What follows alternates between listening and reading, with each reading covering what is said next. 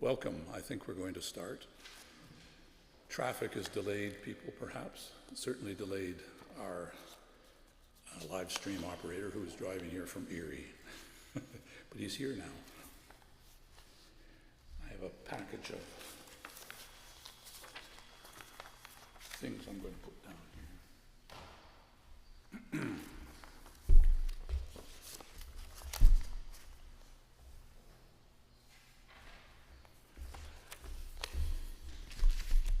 Welcome to St. Thomas Poetry Series. This is our 37th year, I think. And today, actually, in the second part, I will be reading, which is unprecedented.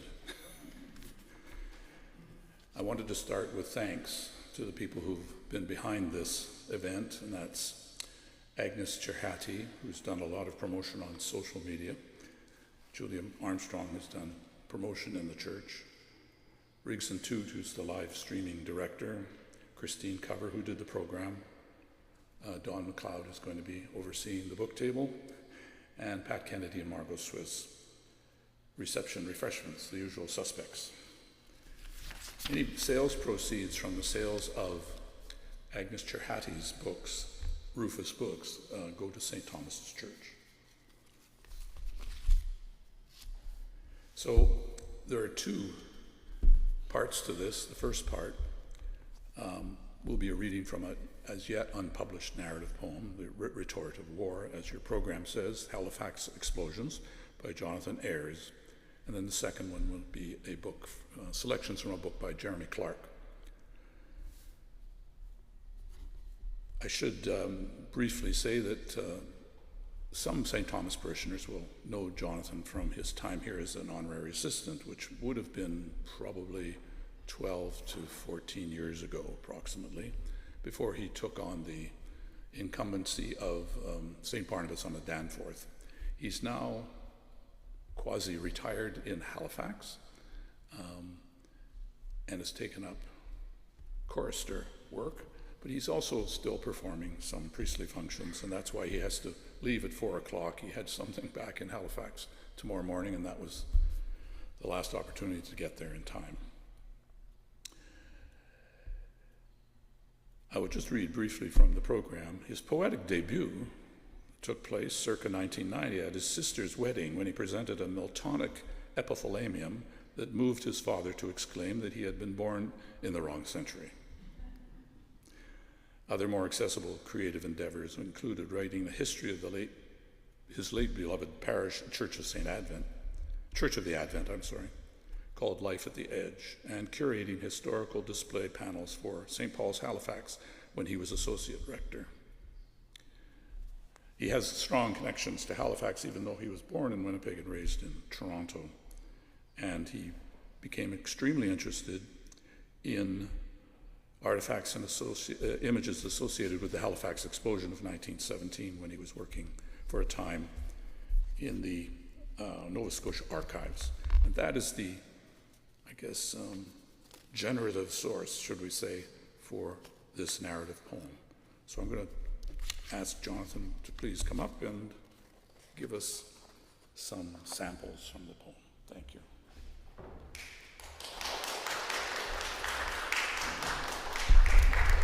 Thank you very much. Before I forget, I must say that in the archives in Nova Scotia, which were on the Dalhousie campus, they did have a deck chair from the Titanic. A number of other artifacts have now gone to the Maritime Museum of the Atlantic, but there were several things. So I think reflecting back on it, there were pictures of the convoy in the basin, and I think those probably percolated over the years. So my sincere thanks to David Kent for the invitation and also for his encouragement on for my efforts. And also my thanks to the brave band who have carried on this long-standing tradition series here at St. Thomas's. I think the intersection of poetry and faith, poetry in a parish are very important, life-giving. I mean, who wants to be part of a prosaic parish? I might just share the comment from the late Father Ralston. Now this is more pointed towards the clergy, but he's a southerner of St. John's, Savannah. He says, "Sir, what is a clergyman without poetry?" mere officialdom. I'd like to think everything I'm trying to get across in the poem is summed up in the title. The Retort of War, Halifax Explosions.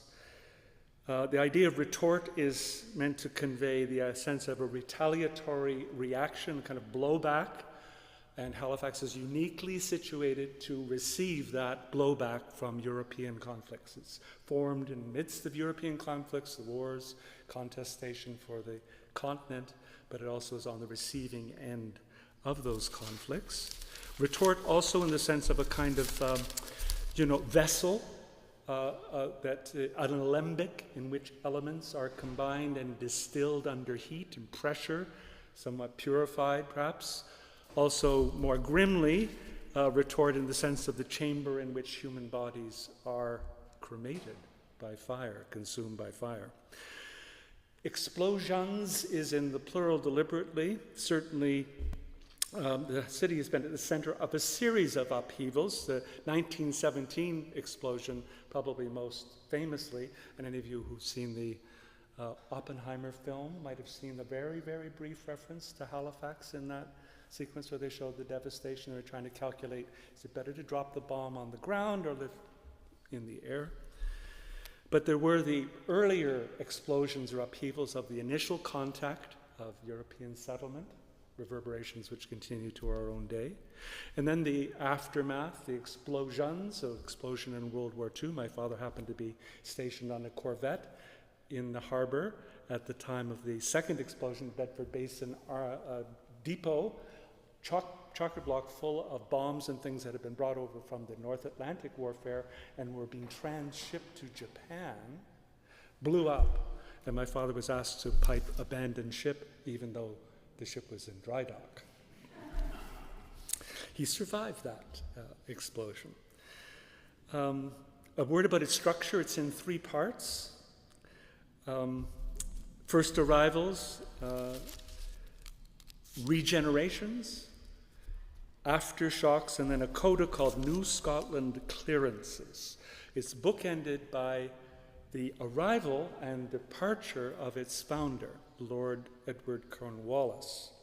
His departure took place at the end of a crane as his statue was removed.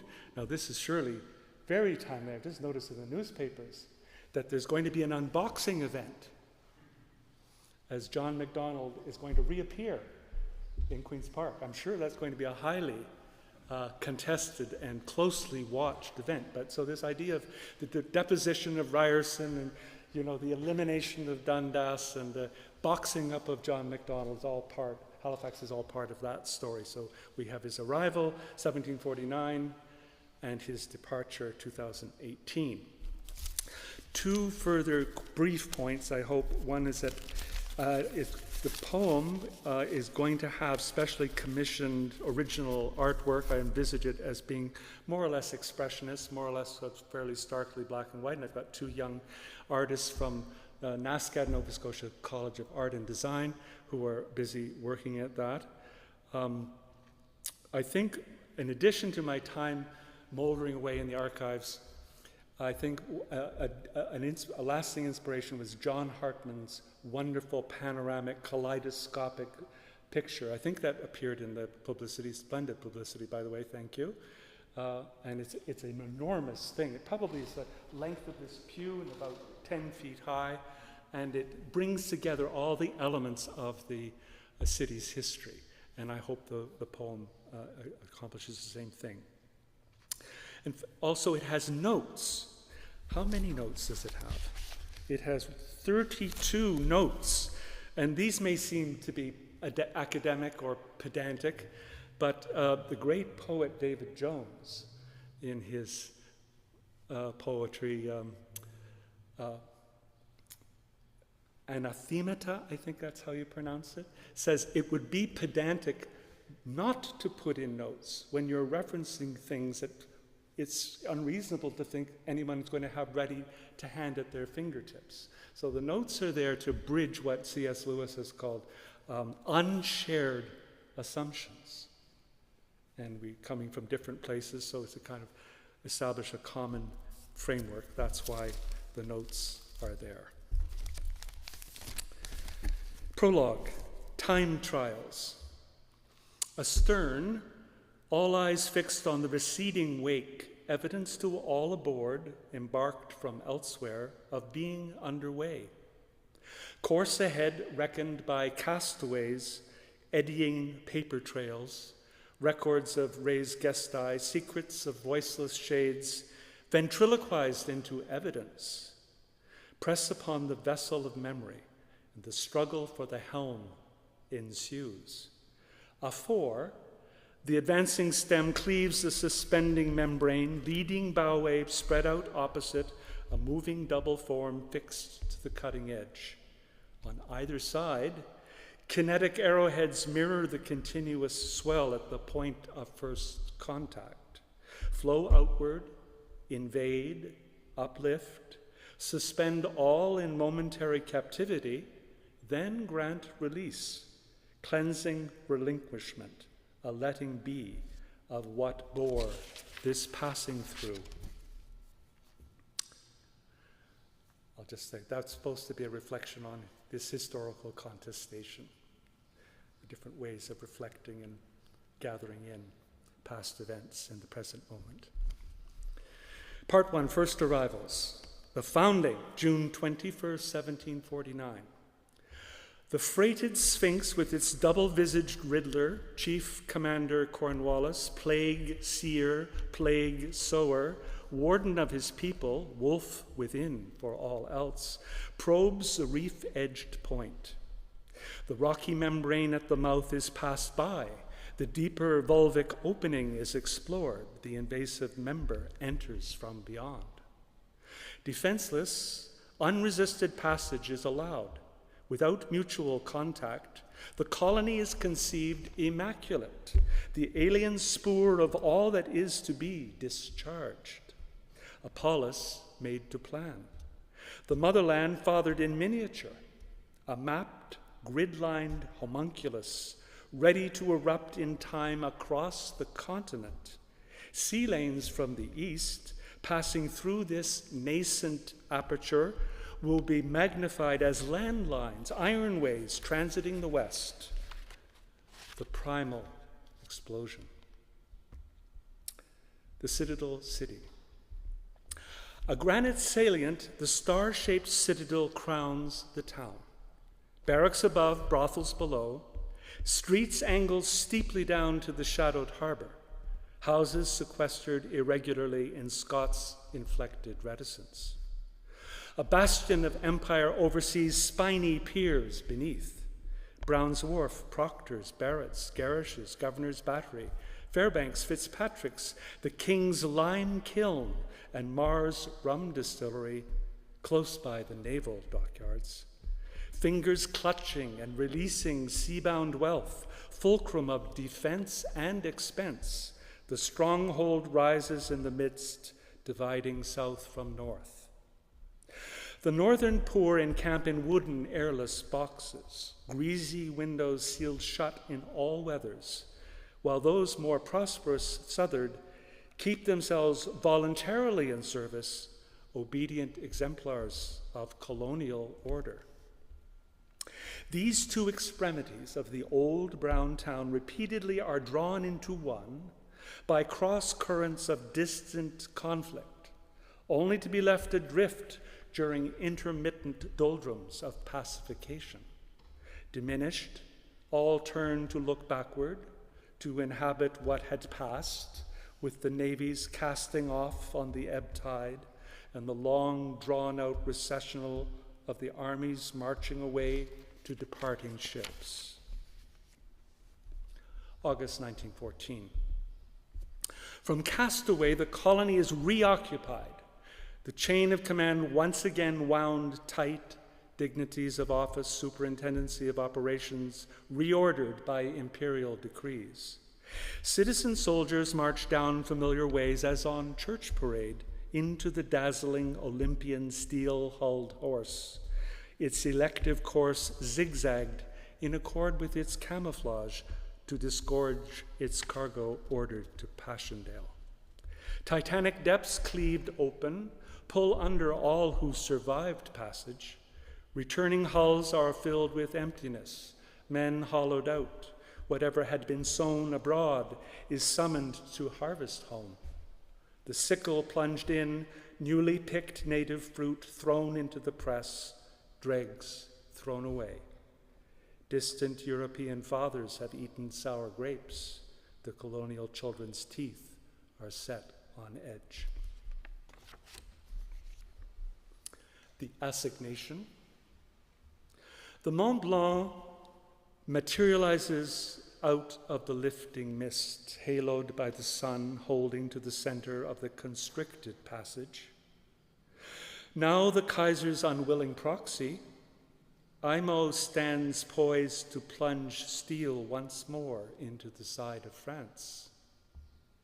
Both now in the Narrows, a rendezvous approaches unsought. In a ponderous pas de deux, each attempt to escape is replicated mirror-wise by the oncoming other opposite, as if by deliberate choreography. Their ungracious ballet gathers a swelling crowd at Harbour's edge. Separation of combatant from civilian, assailant from casualty, engagement from neutrality, diminishing to nothing. Struck and pierced, sparks leap from the steel plates, sheared and flayed by Imo's reversing thrust. The black flammable bile on Mont Blanc's deck flares out, a premonitory cloud, involuted, intestinal, curdles up from the suppurating wound. Abandoned, drifting, water boiling about its reddening hull, the fire ship comes against the pier, setting it ablaze. Dead ahead loom the cavernous jaws of the graving dock. Harbour fireworks. Heat-triggered bullets spray fountains of superheated lead. Benzol-charged barrels erupt sporadically, puncture the sky with depth charges. The curious are drawn to their windows by the fireworks in the harbor. A single incandescent gas-lit rocket streams up, seen but not heard. The final distress flare from the stricken ship signals the consuming moment. Decreation. All dissolves. A fourfold confounding of the elemental order. Ocean seethes over earth. Seabed stripped naked to the sky. Air liquefied fire. Hades supplanting the upper world. The living entering the opening abyss. The unleashed powers radiate out in wave upon assaulting wave, each letting loose their own peculiar havoc. Subterranean infrasonic tremors thunder from the bottom of the earth. The riven air compacts to a battering ram and takes aim against every dwelling. Invisible shock troops of supersonic compression invade, seize all available space, smashing exteriors and consume their contents. The vast phantom force field begins to materialize, assuming embodiment incorporate with the pulverized remnants of Richmond. Splintered window panes fly cyclonically through the streets, enucleated, aqueous eyes turn to glass. The frontal attack sweeps up and over the rise of Fort Needham, routing its barracks. Victorious, the massed force pours down the length of the peninsula, over and around the citadel glacis, its fury partially diverted. Those in the hills' shadow beyond are barely spared. A mountainous wave overwhelms the Narrows, snaps steel cables, tosses anchorless ships entire high aground. Suspending itself and spending itself at sea, the abducting tsunami steals the drowned away for burial. Part 2, Regenerations. These are extracts of the larger poem. Merciful severities. Within the half hour, a pitiful harshness is imposed. Only 3 shouts allowed before the searchers' hurried leave-taking in the telling silence. Burden bearers pick their way along vanished streets. Pioneers find first passage through unexplored extremities. Letting alone what must be left behind, subject to the inscrutable election of saved and lost, one taken, another spared, unseeing what is before them, to continue hoping through hopelessness, to help, a callous hardness forms over beaten nerves. Detached, arriving one by one at the site, soldiers and sailors, billeted away from their own, insulated against personal loss, offer greatcoats, one even his own boots. No longer feared by the vulnerable or suspected by the prurient as predatory menaces, single men in uniform cover half-naked bodies of women found street-walking in catatonic silence, unaware of their exposure. Beyond those under authority, ready at their stations, a prior, spontaneous impulse supervenes, outflanks those awaiting orders. Before all else, fidelity takes precedence over duty, overcomes shock-induced lethargy, impels the seeking out of one's own, missing wives, children, fathers, brothers. Public ligaments wrenched asunder, light, heat, water, transport, swept away. The city's vivisection reveals this hidden human network, the regenerative, sustaining coherence of kinship, resisting dissolution, and ingathering infinitesimally begins. Helpless to forestall the fiery visitation, suffering is surmounted in an endurance of it. The salamander's tail grows back, sign of another revivification. Filaments of memory reform, spread through the fractures, open channels for the inflowing tide of recognition. The rent fabric is woven anew. Ultimate Welfare Halifax Relief Commission. Essential life-saving relief freely given, eagerly received.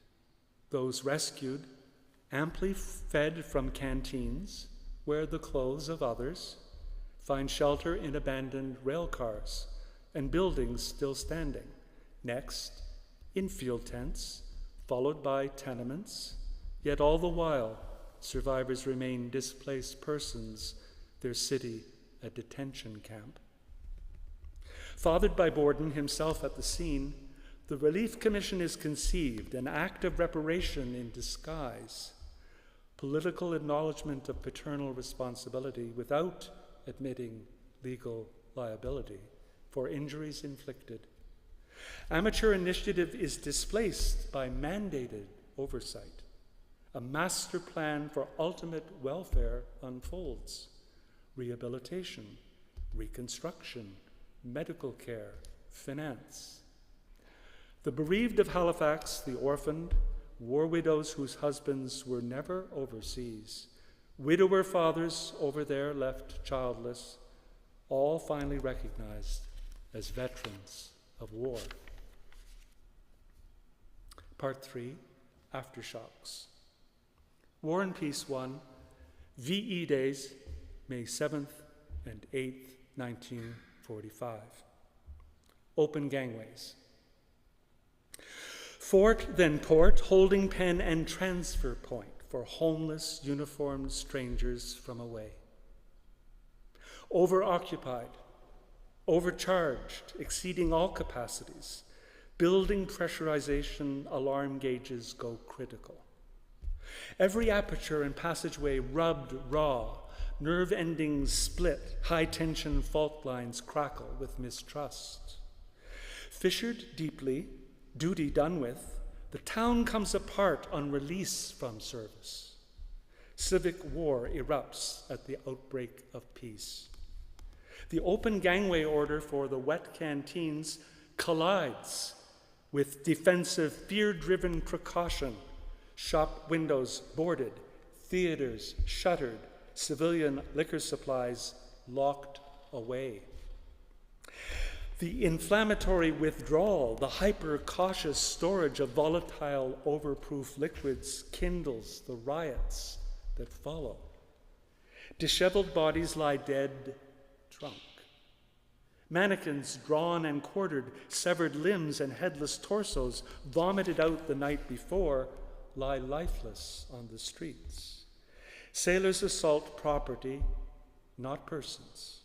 Civilians make off with liberated booty. It was a grim war, and now it's a grim celebration. I'm tired of everything. I want to go home. The outrage itself, a misshapen sickness for home, an obsession with escape, to be elsewhere, to be again with one's own. Justified grievances unjustifiably avenged. War and Peace 3, August 6, 1945, Hiroshima, Japan. Above the brightness of the sun. Deadly spores germinate from invisible intertwined nucleic threads, contaminated by torturous experiment. Their poison released past recalling, drift night-born, growing stalk and cap appearing unannounced in the morning. A haloed dawnrise above the brightness of the sun. Appearing less than an hour's remove from the kairotic moment, marked once for all by the arms of the City Hall clock, paralyzed at 9:05 a.m., on the 6th of another morning, clear and calm, an intruding airborne freighter floats up to the center of a wood-framed, war-marked city. Its secreted cargo discharged fissile components mate in a collision of masses, triggered with the crack of the detonating gun. The doubled core, both projectile and target, fuse.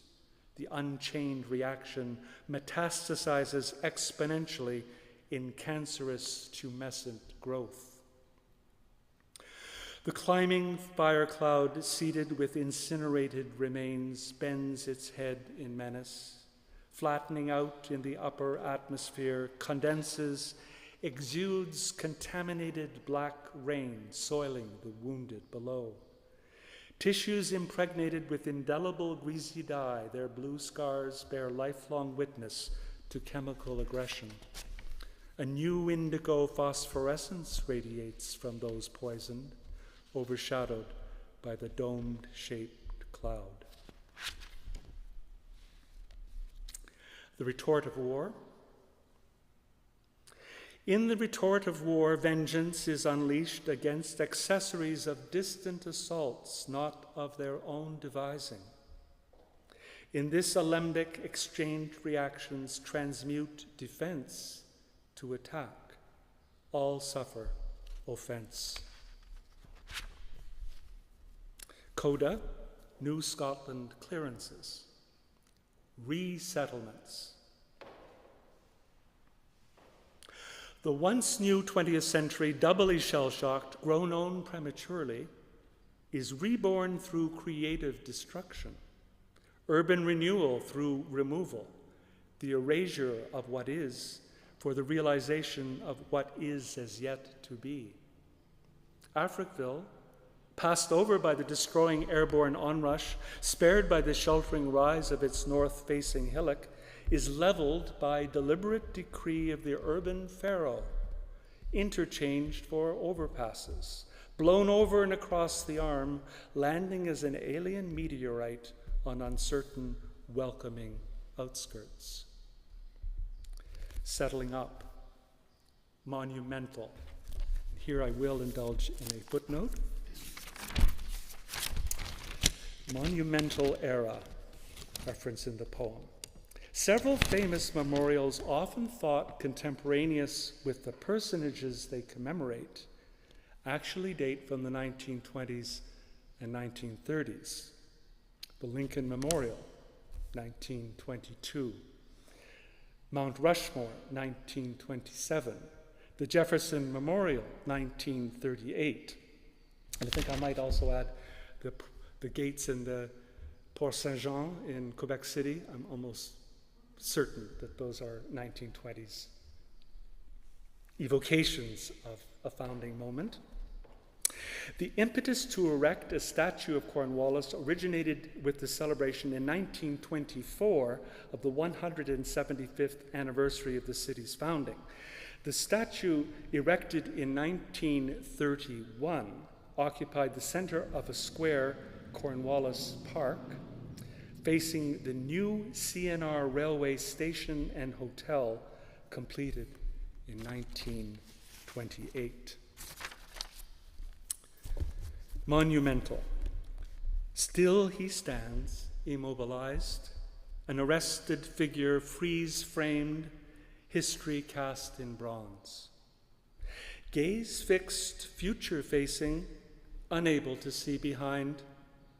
Forever set in the circumstances of dedication, Halifax adds its then hero to the immortals of the monumental era. Conjured by railway magnates, their commendatore surveys the terminals of land and sea. Astride his plinth stands watch over new migrations, those outbound for Boston states or westward to Upper Canada. Preferential rail tariffs revoked, industries relocated, Halifax made peripheral once more. The Expulsion, 2018. Dis-ease rising with its own being, the polis discovers itself endemically contaminated, guilty in its origination, bearing the mark of an original trespass, expiable only by the transference of further self-inflicted displacement. The riddle of the plague-bearing Sphinx is resolved by another purposeful resettlement, the founder's expulsion in effigy. Cornwallis at Colonus. The veiled, sightless voyager, master and commander, no longer is transported. Fault-laden, held in reserve beyond the reach of pursuing furies, afforded sanctuary in another utopia, a nameless nowhere, awaiting absolution. And the concluding poem, The Park of Peace and Reconciliation, which is what Cornwallis Square has been renamed, which in the center of which was the statue, which is no longer there. The square's opposing diagonals intersect the central absence. The intruder's statutory removal unseals a lost paradise. Children of newer arrivals, welcomed, spread clean blankets for picnics, dart through the tall grass by the palisaded jungle gym, delight at the pendulum arc of swings, now here, now there, joy at the teeter-totter up and down, unburdened by rising blame, sinking shame, burrow down deep into the sand, heedless of what lies buried beneath.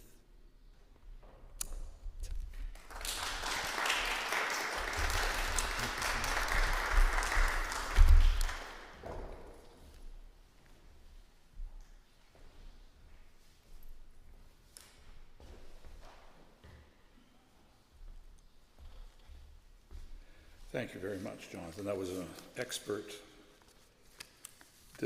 just selection, I think. Covered the whole narrative very well. And you should let us know when it finds fruition so that I can put it on the website and so on, so people will know where they could perhaps purchase it when it's ready. Sounds, with the illustrations and everything, it'll be a wonderful production. I'm going to turn now to our second part, which is an attempt to introduce you to Stone Hours, a very large book, as you can see, and I'm going to have to be as editorially wise as you were in making selections. But I'd just say a word that Jeremy Clarke, the poet, was born in Bedfordshire, England, and he's worked in Europe and North America. He was poet in residence at Eton College from 2010 to 2020, and his archive is held in the Eton College collections. But he lives in London and is very much a London person, and I think I could say hi to Jeremy, who's probably watching. I would also say that he has his own very attractive website, and if you want to know more about his works over the past many years, please Google that. It's well worth a visit. His publisher, Agnes Cherhati, who is now actually a fellow parishioner of ours here at St. Thomas's, is the founder of Rufus Books, a small press she began over 20 years ago, and has published many British and a few Canadian writers, John Rabitanz, for example. In 2010, she published Jeremy Clarke's Devon Hymns, a book that is on the book table in the hall. And in 2012, she proposed that we co-publish a little booklet called Common Prayer. Common Prayer is a short sequence that's also in the hall, and it's also one of the sequences in this book. So that was how I first met Agnes, and that's how I was introduced to Jeremy's work. And I've since been able to meet him very briefly in London on a couple of occasions. And then last year, Agnes, after this book was initially out, she invited me to interview Jeremy by email. So for several months last year, I was reading and rereading this book and trying to ask sensible questions. I don't know how sensible they turned out to be. We'll see. Agnes wanted you to know that she has a new website coming in the near future. It's in the process of coming into being. But in the meantime, if anyone wants to reach her, she said her Instagram account is @rufusbooks.ca. Now, her press shouldn't be confused with another of a similar name in the UK, Rufus something. It specializes in photos of rock bands. But if you have any message for her and you want to contact her, I can always pass on a message if you contact me. So Stone Hours is an extraordinary book, I think. It was collaboratively designed by both Agnes and Jeremy. And it was produced right next door here at Coach House Printing, where we have had all of our books produced as well. As I said, it contains 15 poetic sequences, and they were composed over a period of at least 25 years. Someone has described it as a medieval book of hours reimagined in the urban landscape. It alternates between psalms, extended meditations, and prayers, among other elements. You know, creating a big structure like that to house your lyric poems is reminiscent of George Herbert in The Temple, let's say, or Isaac Williams, an early tractarian who did a book called The Cathedral. So I have very limited time to introduce you to this. I want to whet your appetite for it. I will also make a few quotations from the interview when Jeremy elaborates on things that I had asked him about. So let me begin with light and wind. Those are two prominent natural elements in his anatomy of the urban. Light, for example, is always in motion, especially in times of transition, for example, arriving at dawn and then dissipating at dusk. And light is revelatory. So I'm going to read something called Day Shift from Tender for the Garden. It's on page 35. Day Shift. It is early morning, and light is arriving, sneaking in, blowing its cover as it comes. Night is disappearing, being pulled to pieces that fall into corners and between buildings where they lie until the sun has time to deal with details. The day is beginning like any other. Days are all so much the same, we've given them names to tell them apart. Who is to say there is not only one day, endlessly repeating, returning refreshed and renewed from a rest cure in the restorative dark? The same new morning emerging, clean and clear, dew damp from night's darkroom solution. As light slides in, sound gets up, breaking its silence as the street comes to life. Like a body of water, sound is mute and still until disturbed. It starts with me and the broom's whispered wake-up call, scratching the surface, stirring up sound. Soon all sorts of solos are in the air. A clink of milk bottles, keys turning a lock, a gargle of pigeon, a shop shutter going up, the first notes of the new day, delicate and light, subtle as spring, paving the way for, ready to give into some deep down thing, already stirring, coming awake. The day long loud, a soundstorm of bangs and shouts, buses, lorries, sirens, car horns, roadworks, rush hours wounding the air, creating an uproar, before blowing itself out of the day's far end. There the weight of noise will lessen and lift, revealing a calm of evening, mimic of morning, sound following the sun, weakening as light withdraws, the day sauntering through shades of gray, falling into night and dark and silence, with sound asleep.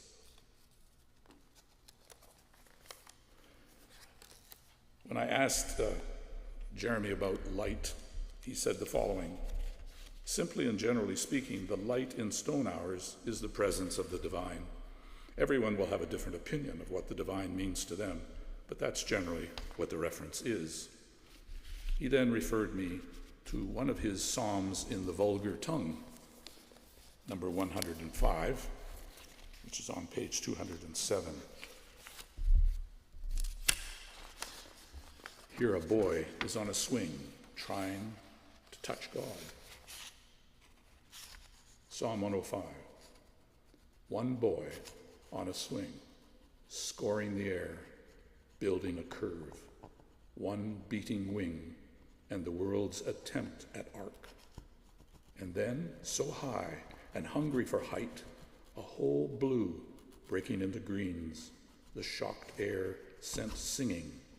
I am swimming, one swerve like swallow, the light rising to meet me. I am light, being lifted, flight starved, my streaming eyes throw me into the infinite.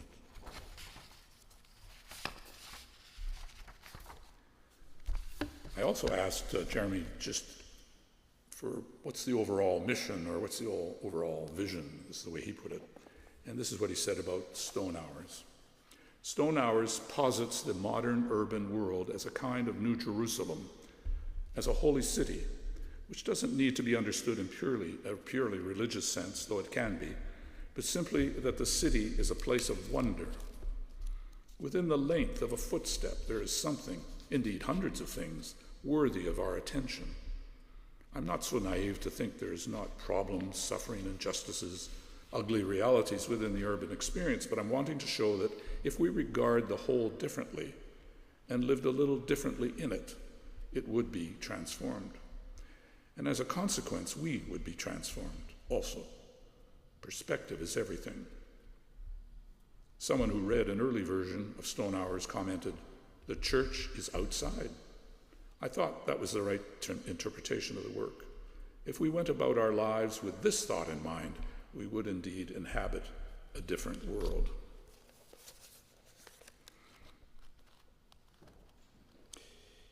The next selection is from a sequence called Adam's Lament.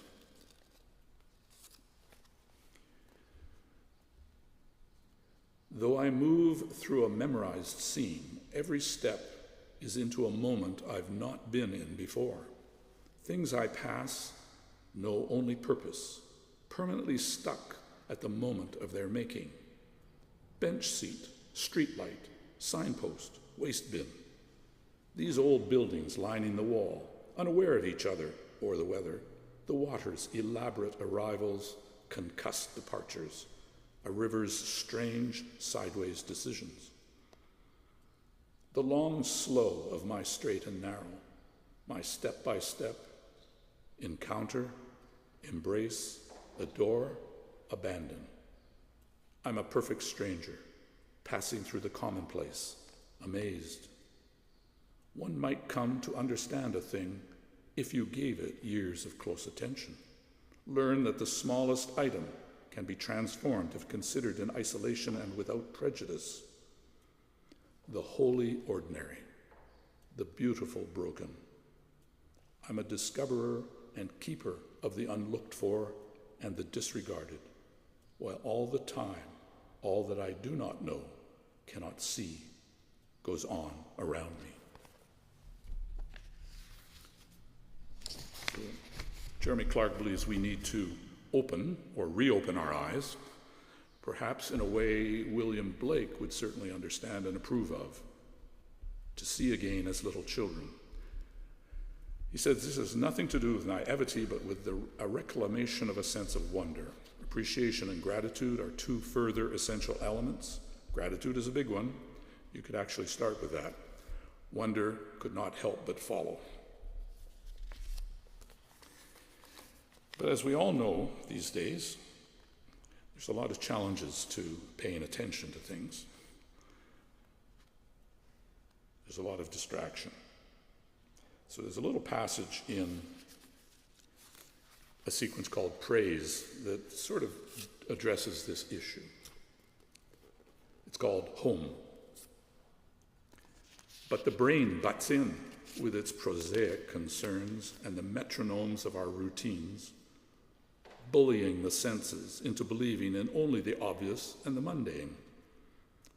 Still, the hopeful heart keeps quietly going about its business, seeking connections, affection, and affinity, places to call home. We feel it when it finds something, feel it pull when we smell the sea, whenever it snows, if we're looked at in the eye by a wild animal, or simply step out into a shining morning following all-night rain, when every new-made thing seems stopped, says, wait a minute. So we pause for a second, without knowing why, without quite knowing what it is we're being shown or told. Each encountered thing sensed as a kind of homecoming, a glimpse of something we feel we ought to know, vaguely miss. Moments of truth, fragments of the sublime, subliminal lessons, long as eye blinks pitched at the heart, coming from the depths too deep for our ordinary noticing. How can we hope to grasp the complex when the commonplace is beyond comprehension? And then somebody shouts, a telephone rings, and the head restarts, returning us to our reality in the world of what we do. Who I am is not what I do, but how I see, how long I look, how well I listen, what I choose to hold in my attention. The sun has started to climb the walls. It's slow going, creating time zones on the wall maps. And time is simply presence, the light first in one place, then in another, each strange land having a turn at high noon. My imaginary world, its shapes and scars and variegation make it a view of the earth seen from outer space. This fretwork of scratch marks is a layer of cirrus cloud or white caps of waves moving some ocean on and on.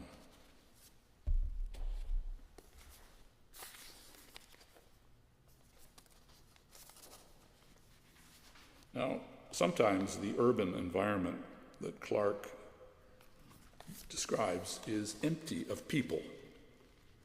There are a lot of fascinating poems when he's describing out-of-the-way places and, construction sites and things like that. I'll just give you one example that struck me. It's in his sequence called Cathedral.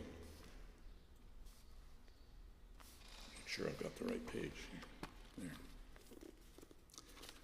The heart of the night is the bright garden of the petrol station, closed and still, fully lit. Under a shining wing of roof, perfect peace and order, and nothing out of place. One sound. It is the wind that enters, wanting everything to lie flat, so that it can be the only standing thing. Still, nothing can be moved. Four walls of dark, diluted, lean against it. Behind them, the night is everything it has. Just a small sample. There are better ones. More often, though, Clarke gives us London, the world of London, sometimes the unseen world of London at night, as in a sequence called Night Office. He especially values the people who work at night. They keep the city functioning. So I'm going to give you just one sample of that. On this page, page 91, there's a couple of words of introduction, then there's a short passage with a heading, number 8, then there's another couple of lines, and then there's another section of lines called number 17, and then a final couplet on the page. So almost every sequence has elaborate typographical structures like this, which I can't probably convey to you very well, but I'm just going to mention this one because he has some interesting things to say about it. Anyway, lighter than a day and alive in the timeless hours, night appears to the green world as the first wonder. Number 8, the tin badge on the security guard's chest and the fire end of a cigarette in his swinging hand attached to the light as he walked. The frayed cuffs of his blue shirt, a blue clip-on tie, how a corner of a piece of paper in a trouser pocket is taken by the light. What rose from the resident earth also fell as a sky's cold to rearrange the eloquent air so that a night could break. Number 17, steam rises from the coffee cup of the office cleaner, taking a break in the street. The light loves the ring of keys alive at her waist as she comes, every one of her whites, bandana and apron, the stained, unlaced trainers slapping her heels like slippers. Night is unaccountable silences hung on the underweights of air, air that is holding every scent and carrying the falling leaf to the ground. So I was quite fascinated with Night Office, and I asked Jeremy about it, and he said the following. It tells you something about the depth of this collection. The Night Office is the centerpiece of the Carthusian monastic order. Their hours-long sung liturgy in the middle of the night in an unlit church.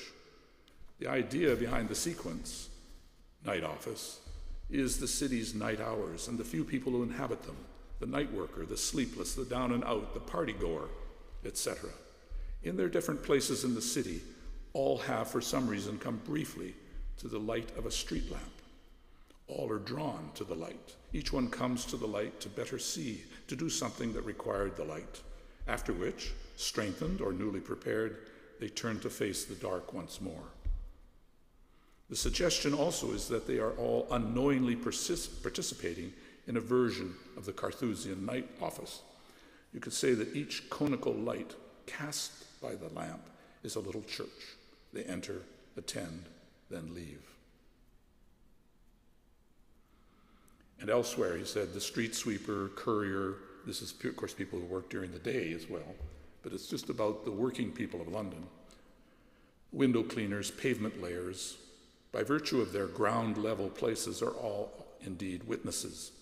So are the carers of others, caregivers, the security guard, the home care nurse, the cafe cleaner, but perhaps none more so than the street sweeper, who in his role both within and separated from the busyness going on around him, can only witness rather than participate in the urban. By ground level, I mean a kind of fundamental level. Each worker is a foundation stone. Without them, the whole place fails. Let's do one final example from the desire field. This too is a complex sequence. If I can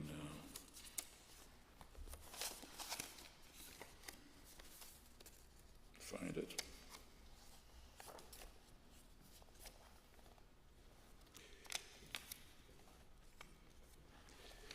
And again, there is a kind of complex relationship between the different parts on the page. There's a little section at the top of 5 lines, and it's headed altar. And then at the bottom, there's a little group of 7 lines, and it's headed choir. So you can hear some of the suggestions. Anyway, let me just read this one page. Altar. A crushed pen and a purple hairband at the edge of the manhole cover.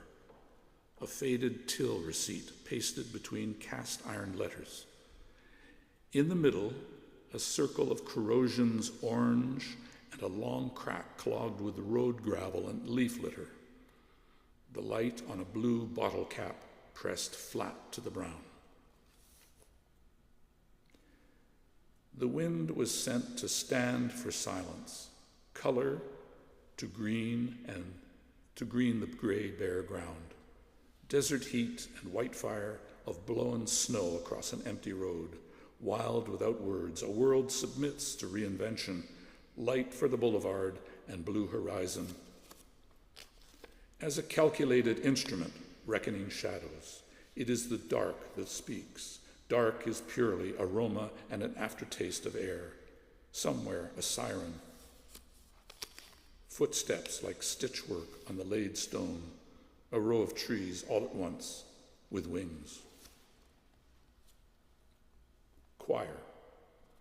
A young family of 3 returning to their car with bags of food shopping. The small child carrying a single potato held against her chest with both hands.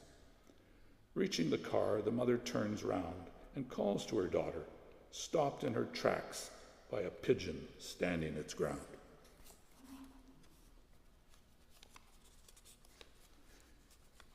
Jeremy said the following about this sequence. It's called the desire field. The desire field is one of my favorite sequences as it specifically sets out, that is, it physically lays out what Eayrs is suggesting throughout, that the church is outside. The altar sections are positioned on the page as if they are indeed altars at the top end of a church. Each altar is a 5-line justified text block to look like an altar stone.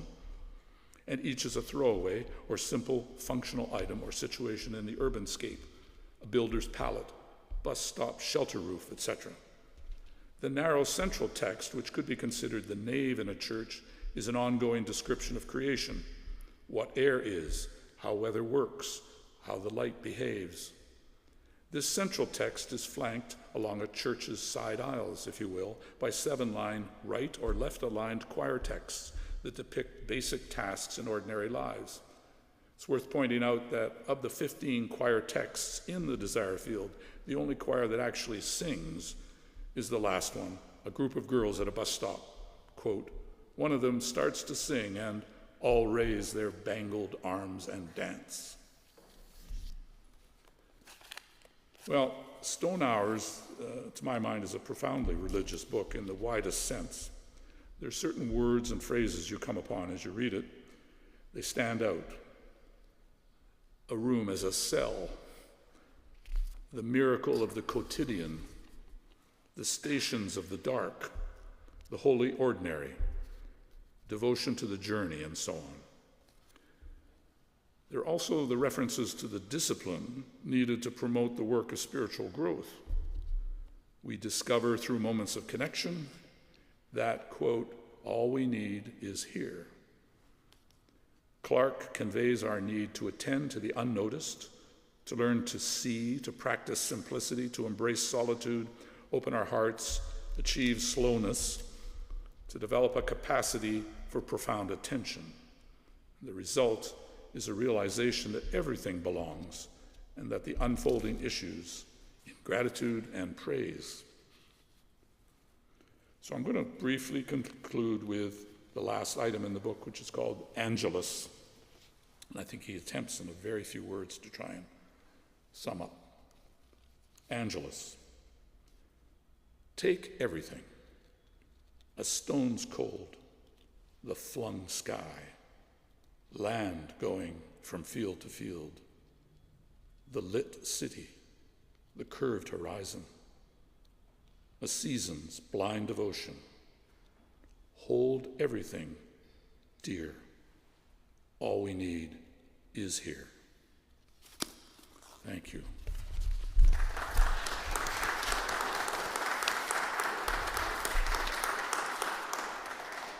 Please join us in the book room or the reception hall, and there's some refreshments there. I hope you'll enjoy it. Help my throat too. Thank you for coming.